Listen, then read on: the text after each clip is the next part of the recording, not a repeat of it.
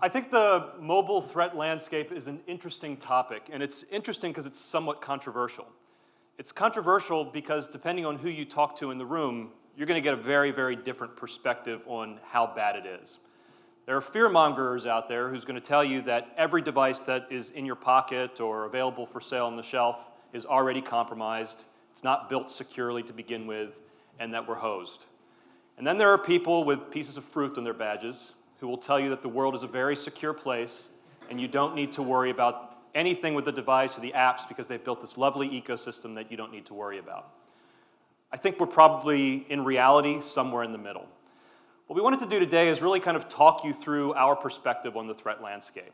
I think that it's something that hopefully you'll walk out of the room thinking can be managed, but also something that needs to be tended to regularly. You need to understand the state, the posture of your mobile estate. You need to manage it moving forward, and when you do encounter something, just know how to identify it, know who to call into the room to help you address it. So, yes, I'm the guy with the bond slide. Finally, it's appearing. How do we identify a threat? In this picture, obviously, the guy with the gun is a threat, right? What's a threat in mobile? Anybody? What is a mobile threat? What's a good example? You already heard one in the last talk. Malicious apps. Malicious apps are a really good example of something that is a threat to your mobile estate. But I think what's interesting is that not all threats are going to look the same. You can't always look at an app and say, that thing's bad. You can't always tell your users what to download or what not to download in order to stay safe. Graham gave a great example of pieces of malware that are kind of wrapped around good-looking apps, and so you want to download these things, and then you find out that they're doing something pretty nasty on the other side. So you have to make sure you keep your eyes open and look on the periphery as well. It's not just the guy with the gun. There might be a bomb in the corner. There might also be a suspicious package. So it's really interesting when you start looking at all the different threat vectors for mobile, you need to be aware that small things may contain pretty big exploits, and not everything comes in the form of an app. When I think about mobile risk, for me it's more than just malware. Malware is just one example of the threat that's out there. We have things like jailbroken devices, where your users just sit there and they compromise the operating system that you've put on that device because they want to get a game installed. That is a compromise of the security that's been put in place.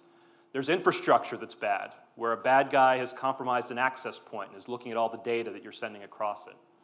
But how do we start to think about these things? I find it really helpful to break it down into different categories, because when you do get attacked, you need to understand how much effort you need to put into actually fixing the problem. Let's take an example of malware. Graham told you that most of the examples of malware that are actually floating around in the real world are built for Windows. What happens if a piece of Windows malware lands on your Android phone? Is that a threat? Most of us would probably say no. You can probably go on with your day, let the user continue to be productive, and not take them offline. So it's really important to understand and put into perspective what a threat is, not just in general, but what it is to that user, that device, to your organization. And so when I think of risk, well, threat, I really kind of bubble it up to risk, because risk is something to me that can be managed. There are many different flavors of risk, and for me it starts with kind of risky content. Things that you can identify off the bat that you know are bad. You can identify are bad before your users even get there. Some of you like to use our content filtering service, for example, to stop access to gambling sites or adult content. You've identified that that violates an acceptable use policy within your organization.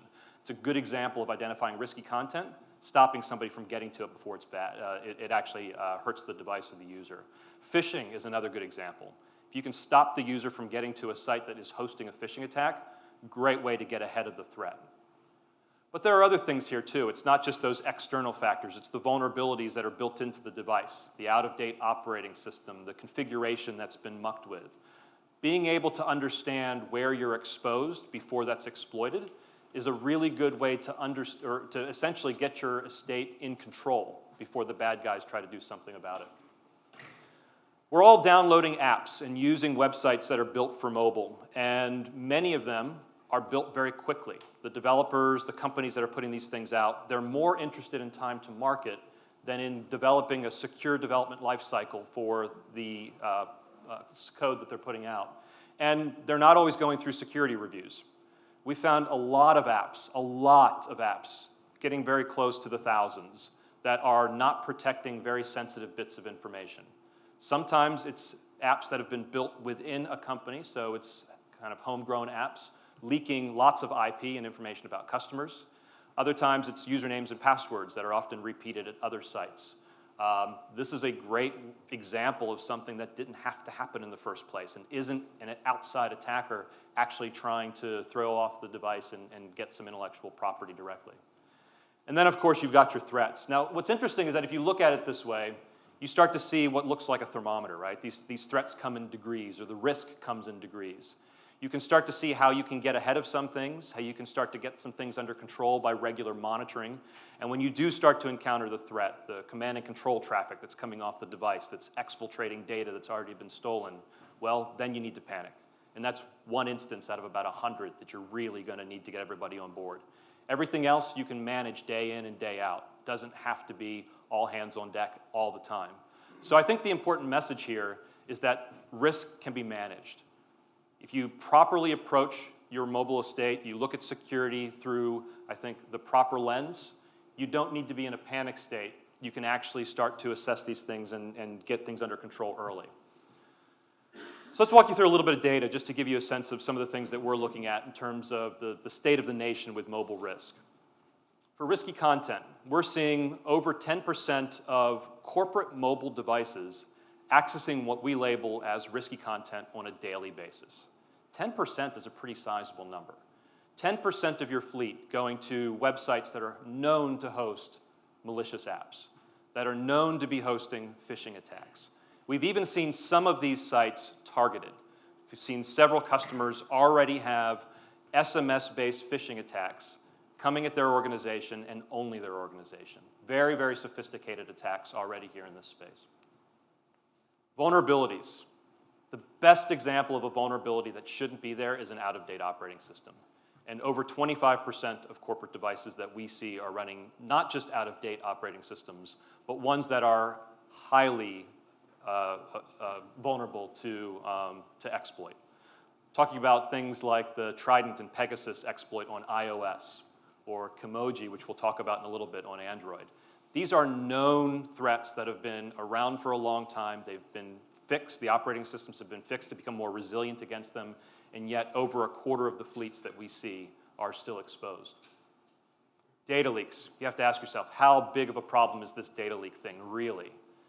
50% of our customers actually have apps and mobile websites being accessed on a daily basis that are leaking passwords. It's fascinating. And we all, I think, are guilty of reusing passwords in some form or another, whether it be using one password for everything, one password for your high priority sites and low priority sites. Most people I know have one password for all their bank accounts. Put this one into perspective and really start to think about what the impact is on your organization if this is actually true in your space. And then threat. Threat is real. It is actually a clear and present danger that I think everybody needs to be aware of. But it's not something that you need to be having every device brought through the help desk on a daily basis. You just need to be mindful of the fact that there are real threats out there. There are real threats against every platform, and that targeted attacks are on the rise, and that it is a lot easier to get through on mobile for reasons which we'll discuss in just a little bit. So about 10% of security incidents that we saw last year were actually related to true threat. And by true threat, I'm talking about actual pieces of malicious code that were found on devices, command and control traffic that was actually exfiltrating sensitive IP from these devices. So now that I've given you a sense of calm that you can manage all of this, let's talk a little bit about how these attackers are essentially hiding in plain sight. I think one of the really interesting exploits that we've seen for mobile came in the form of Xcode Ghost. So Xcode Ghost was really, really interesting to me because it made us question, what do we really trust? More importantly, I hope everybody's asking that question, including the developers who are building the apps for me. Xcode Ghost was actually an attack against the compiler that is used by developers who build Apple apps. Now, what does that mean? That means a developer who is building an app goes and gets this compiler, writes his code, generates the app, publishes it to the App Store, He has no idea what that compiler just did to his code. So Xcode Ghost actually compiled initially about 40 apps, ultimately several thousand, that had code embedded in the app that the developer did not put there, that was actually gathering information from the device and sending it up to a command and control service. Now, this went on for a period of about 6 months or so. A lot of us in the industry worked really hard to identify the apps to help Apple take down the command and control services. And that was about a year ago when those command and control services came down. To this day, we still see thousands of requests out to those command and control IP addresses because those apps are still installed. What does that tell you? Not just are those devices running out-of-date operating systems, but now they have out-of-date apps that could be resurrected at any point. Who knows what other code is hidden in those things? We saw this one pop up recently. Looks like a calculator. Some devices don't come with calculators at all. Some devices come with pretty low-powered calculators. We found this free calculator on the Play Store. The basic app was fine. It looked like a calculator. It acted like a calculator. You could actually do some functions on it. The problem is that the calculator was coded to reach out to websites, download libraries or additional apps that made it more malicious. It's basically like a skinny kid pumping himself full of steroids and making himself really bad by the end of the year. This thing actually turned out to be a pretty bad piece of malware on the device. It ultimately caused the device to suffer from some pretty bad performance issues, and we don't know what data was gathered from that device. We saw something very similar in a free music player that was posted on the Android store. This one did your usual suspicious kinds of things where it was asking for microphone access and camera access. But what was interesting about this one is that it went beyond what the calculator did. This one gathered a lot of information, including that media information that it was able to record, and actually uploaded it to a command and control service. So now you've got really sensitive data leaving the device. The user thinks he's just getting a free player off of the Play Store. And so part of this is education, right? Part of this is education. Part of this is you, as the team that manages the estate, knowing that these risks are there and helping your users see them, but also monitoring constantly. What apps are in use? What websites are being accessed from the mobile devices? This last one here is really fascinating. This is one that we've discovered recently, and don't panic, it's not the WebMD app itself, but it was a device that was communicating out on the network as though it was the WebMD app. And we got really curious because it started off looking normal, and then it started contacting sites that were not normal for a normal WebMD app. Once we kind of went through all the forensics logs on this one, what we found out was that this was an iOS device. The iOS device had an app that was installed with a piece of adware in it. Not malicious adware, just an ad. But some malicious content had been injected into that ad. The user inadvertently clicked on it. Next thing you know, you see a series of network transactions which rooted the device in real time. The user followed a couple of prompts which looked like they were legit, and the device went into what we call a semi-jailbroken state. So it was jailbroken, didn't have to go through a reboot process, and suddenly the device started masquerading as WebMD. Why WebMD? I don't know, I didn't develop it. My guess is that this is the kind of app no organization wants to touch because it's sensitive information pertaining to that particular end user. So the attackers are getting really smart.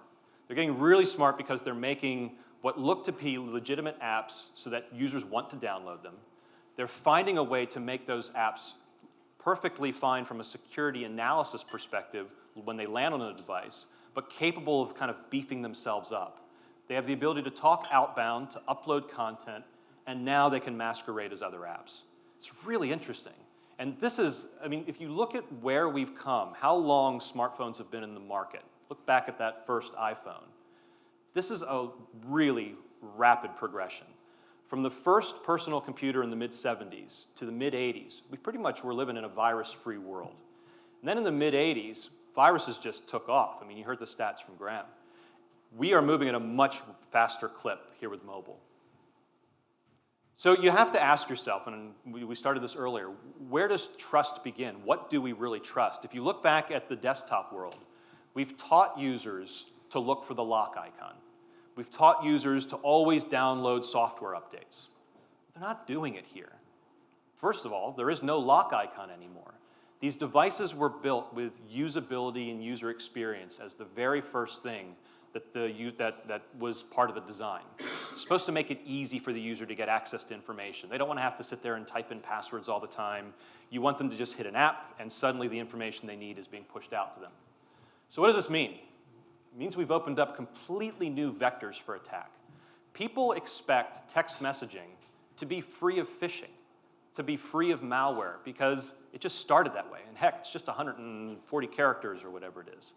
What can you really do on a text message? Well, you can send a phishing attack. We've seen so many phishing attacks come across on mobile these days, on SMS. It's not even funny. I've seen Bank of America. I've seen a healthcare company. We've seen some other recent ones that were targeted. So the viewer that is in front of the user, the information that's being pushed to them, they're not thinking about security anymore. And if you look at the Apple model, where it's pretty and you want to guide the user quickly to the information, they've made it so that the user can change the trust model that is embedded in the device with just the press of one or two buttons, and they always highlight what are, in my opinion, the wrong options. So you put this breadcrumb trail down that leads the user to changing the trust model in the attacker's favor, and we're not doing much about it. Users have also been trained that as long as they're downloading apps from a store, they're fine. They're not plugging the mobile device into a laptop, doing a USB cable loading of an app, they're good. No, third-party app stores are the source of a lot of badware. There are some third-party app stores which are just fine, but users now need to start getting a little bit more educated about where they're getting their apps and what to look for. The infrastructure is now being compromised. Not every access point is going to be acting like a man in the middle, but we're now seeing more and more attacks where we're seeing the bad guys stand up what look to be free access points. They're waiting for you to connect, and then they're going to take your data in the process. And here is where they have an opportunity to kind of push certificates down to the device, to have the user say, yeah, I trust that access point to decrypt my traffic, because the user's not reading the messages that are on the screen. We've also seen a lot of infrastructure that looks legitimate, and it's not. I can't tell you how many Starbucks have started to pop up in our database that don't match the hardware profile of the legitimate Starbucks SSID. So it's really interesting because you can be goaded into thinking that you're connecting to something that is not just open and free, but matches the label that's been kind of put in your head as being trusted and fine and okay. It's not. And then, of course, we've got the user. So all of you in the room are here managing mobility, and the end user is not always on your side. And it's not because they're trying to be malicious or do something against the organization, but simply because they just haven't been trained. Or the UI that's been put in front of them has been designed in a way to just make life easy, and it's made it easy for the attacker. So we need to keep all this in mind, and I think as you look to kind of figure out what the end game is here, we need to keep in mind that these attacks are delivered in layers. A malicious app, who cares if it's malicious, really? If it's sitting in a third-party app store and your users aren't going there. The problem is that the attackers are now finding ways to link together different types of exploits, different vulnerabilities, different pieces of malware in order to accomplish an end goal. And so we'll have a scenario where there's some unencrypted Wi-Fi. This room might be a good example. Unencrypted Wi-Fi, sitting in a coffee shop, a user who's doing email, very quickly an attacker sitting there just listening. Doesn't have to actively do anything against the device. An attacker sitting there listening can certainly harvest a handful of email addresses for the peer of that individual who's in the coffee shop. And then with those email addresses, he can turn around and launch a spear phishing campaign and start to send emails to those people to get them to click on links. He can send text messages that they will hopefully follow. And then on the other end of that campaign, deliver some malware. We're seeing malware now delivered silently, whether it be through ads or by drive-by downloads on mobile. And then, of course, once the malware is installed, he can do some command and control. Now, the point here is that bringing it all back to risk and those different categories of risk and the different examples of risk within each of those buckets, you don't care about the line item. You care about what happens at the end of the day. You need to understand how these things stitch together. What this is, Lockheed Martin put together a great paper a couple of years ago that they called the kill chain for cybersecurity. And they walked you through essentially what the attacker's doing here. It's reconnaissance. They're taking the information that they can see without having to make an active move to build a better understanding of your estate, of your users, of the kind of landscape that's in front of them that they're about to exploit. They're figuring out with that information how they can deliver an attack. They're exploiting what they know about the devices and the users, and then they're trying to accomplish something. The point here is that you can't do all of this with just an app alone. So leave here with nothing else knowing that malware and malicious apps aren't your only problem. It's the delivery of those apps. It's what happens on the other side. If you understand where the problems are, you're going to be able to understand what you need to start looking for. And this is going to help to form or inform your defensive strategy. And Graham touched on this, right? Like, let's not forget, the attackers have a purpose. They have a plan. They're not here just to drop malware like the early examples that we saw where it was just digital graffiti. These guys are after money.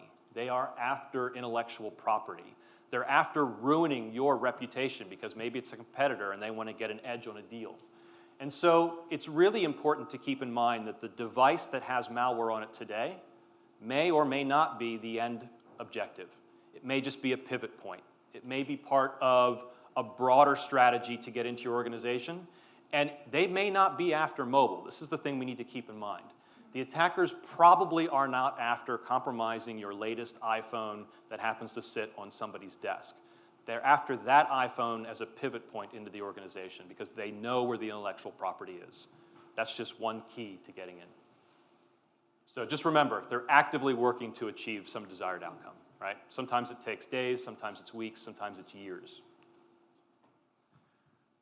What's really scary is that not only are these things coming in layers, but the attackers are getting really, really good at evading the detections that we've put in place.